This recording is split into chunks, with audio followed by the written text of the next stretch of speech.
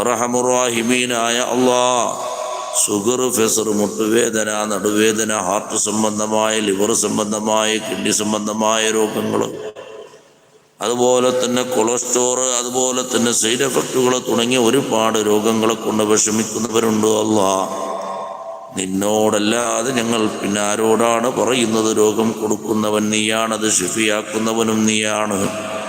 ഡോക്ടർമാർ ഒരു കാരണക്കാർ മാത്രമാണ്. അല്ലാഹ്, ഞങ്ങൾ ഈ മഗ്‌രിബ് മുതൽ ഇശാഇന്റെ സമയം വരെ ഞങ്ങൾ ചെലവഴിച്ചത് നിന്റെ ദിക്റ് ചൊല്ലാൻ വേണ്ടിയിട്ടാണ്.